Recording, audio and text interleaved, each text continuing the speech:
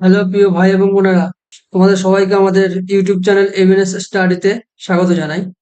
Thumbnail দেখে তো হয়তো বুঝতেই পারছো যে আমাদের আজকের আলোচনার বিষয়বস্তু প্রফিট এবং লস। এটি বিভিন্ন চাকরির পরীক্ষার অ্যারিথমেটিকের এমন একটি অধ্যায়, যে অধ্যায় থেকে প্রত্যেকটি পরীক্ষায় একটা থেকে দুটো বা তার বেশিও প্রশ্ন এসে থাকে।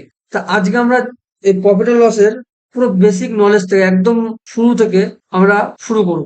যার ফলে কি হবে, এই অধ্যায় থেকে যে ধরনের প্রশ্ন দিক না কেন, যাতে আমাদের সেটা সলভ করতে কোনো সমস্যা না হয়। চলো ভিডিওটা পুরো স্কিপ না করে পুরোটা দেখো। আশা করি আজকের পর থেকে তোমাদের প্রফিট অ্যান্ড লস অধ্যায় থেকে যদি কোনো সমস্যা থাকে, সেগুলো সমাধান হয়তো আজকের এই ভিডিওতে হয়ে যাবে। তো চলো শুরু করি। আচ্ছা, প্রফিট অ্যান্ড লস এটা জানতে গেলে আমাদের আগে যে বিষয়গুলো জানতে হবে, সেটা হচ্ছে প্রথমত হচ্ছে ক্রয় মূল্য বা কস্ট প্রাইস। ক্রয় মূল্য বা কস্ট প্রাইস, বা যাকে বলবো সিপি। সিপি কি বা কস্ট প্রাইস কি বা ক্রয় মূল্য কি? আমরা বাজার থেকে কোনো জিনিস যে দাম দিয়ে কিনি তাকে বলবো কস্ট প্রাইস বা সিপি। আরেকটা কি এসপি বা বিক্রয় মূল্য বা সেল প্রাইস। সেল প্রাইস কি? বাজার থেকে একটি নির্দিষ্ট দামে আমি একটা কোনো জিনিস কিনলাম, কেনার পরে সেই জিনিসটা যে দামে বিক্রি করব সেটা হচ্ছে এসপি বা সেল প্রাইস। আরেকটা কি মার্ক প্রাইস। মার্ক প্রাইস কি? ধরো আমরা বিভিন্ন শপিং মল বা বিভিন্ন বড় বড় দোকানে গিয়ে দেখি না যে 20%, 30% বা তার বেশি ছাড় দিচ্ছে। এবার ছাড় তো আর এমনি এমনি দেয় না। ছাড় দিয়ে তো তারা, এমন তো না যে তারা ক্ষতি করে ছাড় দিচ্ছে। তারা নিশ্চয়ই এটা নির্দিষ্ট পরিমাণ তারা লাভ রাখছে। সেই লাভ রাখার পরও কিছুটা পরিমাণ তারা মূল্য বাড়িয়ে সেইখানে লিখে রাখে, ঠিক আছে? তার উপর ছাড় দেয়। সেটাকে বলা হচ্ছে মার্ক প্রাইস বা ধার্য মূল্য বা এমপি। এবার আসবো প্রফিটে। প্রফিট বলতে কি বুঝি? প্রফিট বলতে আমরা বলতে পারি লাভ। আচ্ছা, লাভ কখন হয়?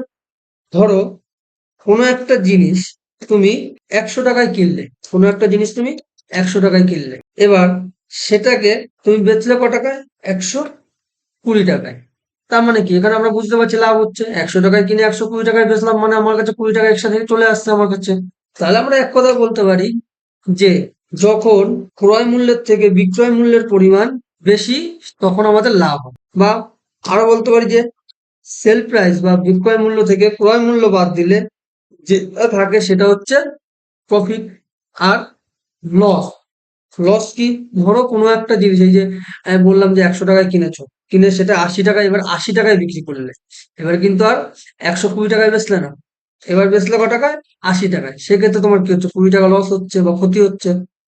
তার মানে এখানে বোঝা যাচ্ছে যে ক্রয় মূল্যের থেকে বিক্রয় মূল্যের পরিমাণ যদি কম হয়, ক্রয় মূল্যের থেকে বিক্রয় মূল্যের পরিমাণ যদি কম হয়, তাহলে সেক্ষেত্রে আমাদের কি হয়? ক্ষতি হয়। তাহলে আমরা বলতে পারি loss is equal to, loss সমান সমান সিপি মাইনাস এসপি।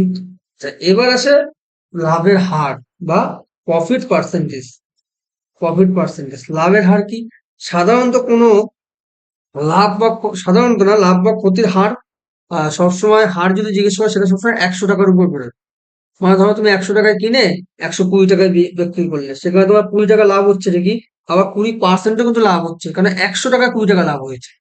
একইভাবে 100 টাকায় কিনে তুমি 80 টাকায় বেচছিলে, সেক্ষেত্রে কিন্তু তোমার 20 টাকা লস হচ্ছে, আবার 20%ও লস হচ্ছে। আরেকটা জিনিস মাথায় রাখতে হবে যে প্রফিট অর লস, প্রফিট অথবা লস সবসময় কিন্তু নির্ভর করা হচ্ছে কস্ট প্রাইজের উপর। কস্ট প্রাইজের উপর সবসময় নির্ভর করে। একান্ত যদি তোমাকে প্রশ্নে না বলে দেয় যে, যদি একান্ত প্রশ্নে না বলে দেয় বিক্রয় মূল্য নির্ধারণ করো, তাহলে কিন্তু প্রফিট এবং লস সবসময় ডিপেন্ড করে কস্ট প্রাইস বা ক্রয় মূল্যের উপর।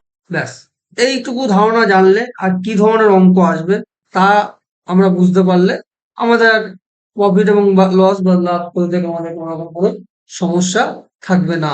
ধরো কোনো একটা জিনিসের কস্ট প্রাইস বলে দিয়েছে, এবার তার প্রফিট পার্সেন্টেজ বলে দিয়েছে। প্রফিট পার্সেন্টেজ বলে দিয়েছে, তোমাকে বের করতে হবে কি? বের করতে হবে ওই দ্রব্যটির সেলিং প্রাইস কত বা বিক্রয় মূল্য কত। এই এক ধরনের অঙ্ক দেয়। দ্বিতীয় নম্বরে কি ধরনের অঙ্ক দেয়? ধরো বলেছে যে কোনো একটা বস্তুর ওই একই জিনিস সিপি দিয়ে দিল, বস্তুর বা দ্রব্যের লস পার্সেন্টেজ দিয়ে দিল। এই ক্ষেত্রে তোমাকে কি করবে? এসপি বের করতে হবে যে এসপি কত। 3 নম্বরে কি ধরনের অঙ্ক দেয়? 3 নম্বর অঙ্ক দেয় যে কোনো একটা দ্রব্যের সেলিং প্রাইস বা বিক্রয় মূল্য দিয়ে দিয়েছে, প্রফিট পার্সেন্টেজ দিয়ে দিয়েছে, তোমাকে বের করতে হবে কি ওই দ্রব্যের ক্রয় মূল্য কত। একইভাবে একটি দ্রব্যের বিক্রয় মূল্য বলে দিয়েছে, লস পার্সেন্টেজ বলে দেবে, তোমাকে বের করতে হবে কি ওই দ্রব্যটির ক্রয় মূল্য কত। ক্লিয়ার? আচ্ছা, 5 নম্বরে কি আসবে? 5 নম্বরে কি বলবে যে 5 নম্বরে কি বলবে, দুটি দ্রব্য একই দরে বিক্রয় করা হলো, দুটি দ্রব্য দুটি দ্রব্য একই দরে বিক্রয় করা হলো। একটি আইটেমে কি হচ্ছে, একটি দ্রব্যের উপর কি হচ্ছে, ধরো X% লাভ হচ্ছে, আর আনাদারে কি হবে, আরেকটা দ্রব্যের কি হচ্ছে, Y% লস হচ্ছে। প্রথম ক্ষেত্রে প্রফিট হচ্ছে, দ্বিতীয় ক্ষেত্রে লস হচ্ছে। তাহলে পুরো ট্রানজাকশনটায়, পুরো যে জিনিসটা দুটো আইটেম বেচলো, পুরো ট্রানজাকশনে কত শতাংশ লাভ বা ক্ষতি হবে, বোঝা গেল? তখন আর 5 নম্বরে কি দিতে পারে যে দুটো আইটেম বলে দিল, দুটো দ্রব্য বলে দিল যে দুটো দ্রব্য একই দামে বিক্রি হয়েছে, একটিতে হয়তো X% লাভ হয়েছে, অপরটিতে Y% ক্ষতি হয়েছে। এখানে X% Y% বলছি, কিন্তু সেক্ষেত্রে কিন্তু X% বলে হয়তো বলবে একটা 20% লাভ হয়েছে, একটা 20% ক্ষতি হয়েছে। তাহলে পুরো যে ট্রানজাকশনটা হলো সেখানে মোটের উপর তার কত শতাংশ লাভ বা ক্ষতি হলো, এই ধরনের একটা অঙ্ক দেয়। 5 নম্বরে কি ধরনের অঙ্ক দেয়? 6 নম্বরে কি ধরনের প্রশ্ন দেয় না, বলতে পারে যে 6 নম্বর অ্যাকচুয়ালি আসে হতে পারে ডিসকাউন্টের প্রথম, ডিসকাউন্টের জন্য কিন্তু আলাদা একটা চ্যাপ্টার আছে, ঠিক আছে? তাও এখানে সেটা প্রফিট অ্যান্ড লসের মতো চলে আসে। আর ডিসকাউন্টে যখন তুমি অঙ্ক করবে তখন তোমার profit and loss, cost price, ক্রয় মূল্য, বিক্রয় মূল্যের উপর অঙ্ক আসবে ডিসকাউন্ট চ্যাপ্টারও। মানে এই দুটো চ্যাপ্টার একটা অপরের সাথে রিলেটেড। ডিসকাউন্ট নিয়ে আমরা পরে আলোচনা করব। এখন ডিসকাউন্টে প্রফিট অ্যান্ড লস বা লাভ ক্ষতির মধ্যে কি ধরনের অঙ্ক আসতে পারে, যে কোনো একটি দ্রব্যের মার্ক প্রাইস দিয়ে দিয়েছে, তার উপর একটা নির্দিষ্ট পরিমাণ ছাড় দিয়ে দেবে, ঠিক আছে? নির্দিষ্ট পরিমাণ ছাড় দিয়ে দেবে, তারপরও একটা নির্দিষ্ট পরিমাণ প্রফিট রাখতে হলে সিপি কত, মানে কস্ট প্রাইস কত দাম করতে হবে বা কত দামে দ্রব্যটি কিনতে হবে, তাহলে সে নির্দিষ্ট পরিমাণ লাভ রাখতে পারবে। আবার একইভাবে এখান থেকে আরেকটা অঙ্ক দেয় যে একটু সেখানে সিপি বলে দেবে, ঠিক আছে? সিপি বলে দিল, তারপরে বলবে যে যে মার্ক প্রাইস কত রাখলে তারপর X% ছাড় দেওয়ার পরও প্রফিট Y% থাকবে। মানে ধরো বলছে একটা জিনিস 100 টাকায় কিনবো, কেনার পরে ধার্য মূল্য কত রাখা যাবে যার ফলে ধার্য মূল্যের উপর 20% ছাড় দেওয়ার পরেও 20% লাভ হবে, তোমার এখানে ধার্য মূল্য চেয়েছে। এগুলো 7 রকম। 8 নম্বরে কি আসে? 8 নম্বরে আসে, 8 নম্বর ধরো বলে না যে ধরো 10টি জিনিস বিক্রয় করে 8টি জিনিসের ক্রয় মূল্য লাভ হলো, এই যে সেক্ষেত্রে লাভের হার বা ক্ষতির হার চাইবে। অথবা দিতে পারে যে 10টি জিনিস বিক্রয় করে 8টি জিনিসের বিক্রয় মূল্যের সমান লাভ হলো, সেক্ষেত্রে লাভ বা ক্ষতির হার বলতে পারে। আর 9 নম্বরে আসে অসৎ ব্যবসায়ী। অসৎ ব্যবসায়ী মানে তারা কি করে, অসৎ ব্যবসায়ী অঙ্ক কি দেয়, যে বলে দিল যে আহ একটা প্রশ্ন বলে দিল যে একজন অসৎ ব্যবসায়ী তার ওজন যন্ত্রে কারচুপি করে ক্রেতা এবং বিক্রেতা দুজনকে 5% করে ঠকায়, সেক্ষেত্রে তার মোটের উপর লাভের হার বা লসের ক্ষতির হার কত। এই 9 ধরনের অঙ্ক আমাদের সাধারণত প্রফিট অ্যান্ড লস থেকে আসে, এর বাইরে থেকে কোনো প্রশ্ন সাধারণত আসে না। তো এবার আমরা এই প্রত্যেকটা যে পার্ট বাই পার্ট বলে দিলাম যে এই ধরনের অঙ্ক আসে, এই প্রত্যেকটা যে টপিকের উপর আমরা এবার এগোবো। দেখো এখানে একটা অঙ্ক দিয়েছে, রবি একটি চেয়ার 500 টাকায় কিনে 600 টাকায় বিক্রয় করলে লাভের হার কত। এটা আমরা কিভাবে করব? প্রথমে দেখে নিচ্ছি যে সিপি কত বা বিক্রয় মূল্য, ক্রয় মূল্য কত। এখানে ক্রয় মূল্য হচ্ছে 500 টাকা। দ্বিতীয় ক্ষেত্রে দেখতে হবে বিক্রয় মূল্য কত। বিক্রয় মূল্য এখানে হচ্ছে 600 টাকা। এবার দেখতে হবে এখানে লাভ হলো লস হলো। এখানে লাভ হলো, কি করে লাভ হলো, না আমরা কি জানি যে ক্রয় মূল্যের থেকে বিক্রয় মূল্যের পরিমাণ বেশি হলে লাভ হয়। তা লাভের পরিমাণ তাহলে কত? আর লাভের পরিমাণ নিয়ম কি, এসপি মাইনাস সিপি।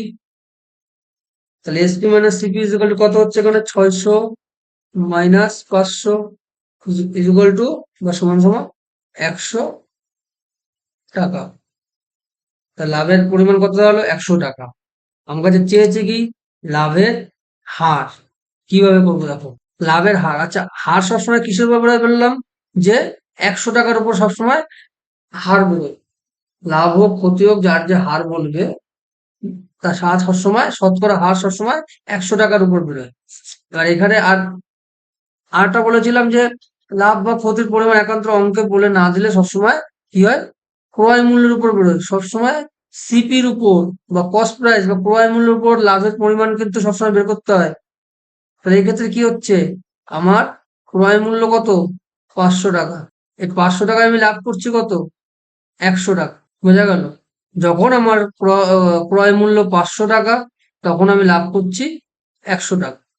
যখন আমার ক্রয় মূল্য যদি এখানে 1 টাকা হতো, তাহলে আমার লাভের পরিমাণ কমে যেত, তার মানে 100/500।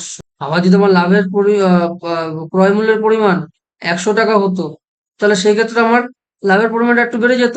তার মানে এখানে ইন্টু 100 টাকায় লাভ হলে সেক্ষেত্রে লাভ কত হতো, দুটো শূন্য, দুটো শূন্য কেটে দিলাম, 500 আর 100, 5 দিয়ে 100 কবার যায়, 20 বার। তাহলে আমার লাভের হার কত, 20%। বোঝা গেল? কি বলেছে, রবি একটি চেয়ার 500 টাকায় কিনে, তার মানে তার কস্ট প্রাইস কত যাচ্ছে, 500 টাকা। এবার বিক্রি করছে কোথায়, 600 টাকায়। ক টাকায় বিক্রি করছে, 600 টাকায়। বিক্রয় করলে লাভের হার চেয়েছে, মানে প্রফিট পার্সেন্টেজ। এখানে আমার লাভের পরিমাণ কত, কিনেছে 500 টাকায়, বেচেছে 600 টাকায়। তাহলে ক্রয় মূল্যের থেকে বিক্রয় মূল্যের পরিমাণ বেশি, তো আমার লাভ হচ্ছে। ক টাকা লাভ হচ্ছে, বিক্রয় করেছে 600 টাকায়, আর ক্রয় করেছে 500 টাকায়, লাভ হয়েছে 100 টাকা। এই 100 টাকা লাভ হয়েছে ক টাকার উপর, কস্ট প্রাইস মানে 500 টাকার উপর লাভ হয়েছে। তাই জন্য বললাম যে 500 টাকায় লাভ হয়েছে 100 টাকা। 1 টাকায় কত, 100/500। তাহলে 100 টাকায় কত, যেহেতু লাভের হার চেয়েছে আর লাভের হার সবসময় 100-র উপর বেরোয়, তার জন্য 100 টাকায় কত টাকা লাভ হতো। আচ্ছা, এই অঙ্কটা না আরো সোজা করে করা যায়, আরো এক লাইনে করা যায়। তবে যারা নতুন শুরু করেছো তাদের উদ্দেশ্যে আমি একটা কথাই বলবো, যে এইভাবে ঐকিক নিয়মে করার চেষ্টা করো, তাহলে তোমাদের ক্যালকুলেশন। এবার আসি পরের অঙ্কে। বলেছে বাবু একটি টেপ রেকর্ডার 800 টাকায় কিনেছে। ঠিক আছে, বাবু একটি টেপ রেকর্ডার 800 টাকায় কিনেছে, তার মানে সিপি কত বা কস্ট প্রাইস বা ক্রয় মূল্য কত, 800 টাকা। কিনে 480 টাকায় সেটা বিক্রয় করেছে। ক টাকায় বিক্রয় করেছে, 480 টাকা, মানে এসপি কত, 480। এক্ষেত্রে কি হচ্ছে আমাদের, এক্ষেত্রে আমাদের লস হচ্ছে। কি করে লস হচ্ছে বুঝলাম না, যখন ক্রয় মূল্যের থেকে বিক্রয় মূল্যের পরিমাণ কম, তখন লস। তার মানে 800 থেকে 480 টাকা মাইনাস করলাম, মাইনাস করলে কত যাচ্ছে, 320 টাকা। এই 320 টাকা লসটা হলো কত টাকার উপর, ওই যে ক্রয় মূল্যের উপর, মানে 800 টাকার উপর। তাহলে 800 টাকায় লস বা ক্ষতি, 800 টাকায় ক্ষতি 320 টাকা। 1 টাকায় কত, 1 টাকায় যখন 800 টাকা যখন ক্রয় মূল্য, তখন যদি ক্ষতি 320 টাকা হয়, তাহলে 1 টাকা যখন ক্রয় মূল্য, ক্ষতির পরিমাণ কম হবে, যার জন্য এটা ভাগ হলো। আবার যখন 100 টাকা ক্রয় মূল্য, 100 টাকা কেন বললাম ক্রয় মূল্য, কারণ কি আমার কাছে চেয়েছে লাভের হার কত, আর লাভের হার সর্বদা 100 টাকার উপরই বেরোয়, বা 100% উপরে বেরোয়। আমি এখানে 100%ও লিখতে পারি, কোনো সমস্যা নেই, কিন্তু আমি 100% জানি যে পার্সেন্টেজে বেরোবে, তাই পার্সেন্টেজে কি হবে। তাহলে 100 টাকায় ক্ষতি কত, ইন্টু এই 1 টাকার থেকে 100 টাকার মানটা বেশি, তার জন্য এখানে গুণ হয়, ইন্টু 100। বা বলতে পারি 1 টাকায় বিক্রি করে যদি 320 বা 800 টাকা ক্ষতি হয়, তাহলে 100 টাকায় বিক্রি করলে নিশ্চয়ই ক্ষতি পরিমাণটা বাড়বে। তাহলে এবার কি করবো, 100 দুটো শূন্য আর 800 দুটো শূন্য কেটে দেবো। এবার 8 দিয়ে 32 কবার যায়, 4 বার। যেহেতু 32-এর পিছনে 8টা শূন্য আছে, তার মানে আমিও 4-এর পিছনে একটা শূন্য বসাবো। তাহলে আমার ক্ষতির পরিমাণ হার কত, 40%। বোঝা গেল? 800 টাকায় ক্ষতি 320 টাকা, 1 টাকায় কত, 320/800। তাহলে 100 টাকায় কত, ইন্টু 100। আবার এটা যদি শর্ট মেথড আমরা জানতে চাই, শর্ট মেথড কি আছে, যে loss percentage is equal to loss amount. Loss amount মানে কত পরিমাণ, পরিমাণ কত, এখানে 320 টাকা ক্ষতি হচ্ছে, তার জন্য আমি ওটাকে এখানে 320 বসেছি, ইন্টু 100।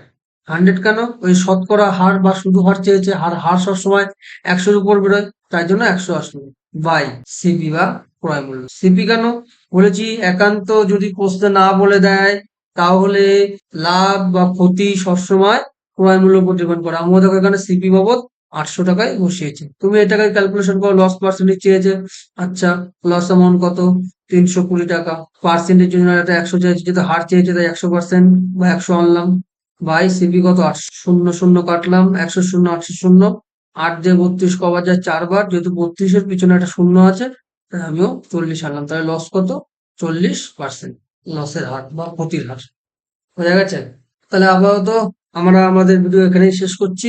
যে 9টি বিষয়ে আমরা আজকে আলোচনা করলাম, যে 9 ধরনের প্রশ্ন আসতে পারে, বা প্রফিট আর লসের যে সমস্ত বেসিক বিষয় আলোচনা করলাম, তার উপর ডিপেন্ড করে যে প্রশ্নগুলো আসতে পারে সেগুলো জানিয়ে দিয়েছি কি ধরনের প্রশ্ন আসতে পারে। তার উপর প্রশ্নগুলো নিয়ে আমরা পরবর্তী ভিডিওতে আলোচনা করব। আর পরবর্তী ভিডিওতে আর যে 7টা বা 8 রকমের প্রশ্ন বলেছি এই ধরনের প্রশ্ন আসতে পারে, সেই 7 থেকে 8 রকম প্রশ্ন পুরো ক্লিয়ার করে দেবো। তারপরে আমরা প্রফিট অ্যান্ড লস থেকে বিভিন্ন পরীক্ষা যেসব প্রশ্ন এসছে সেগুলো সলভ করব। তারপরে তোমাদের যদি কোনো সমস্যা থাকে সেগুলো তোমরা জানাবে, সেগুলো আমি সলভ করব।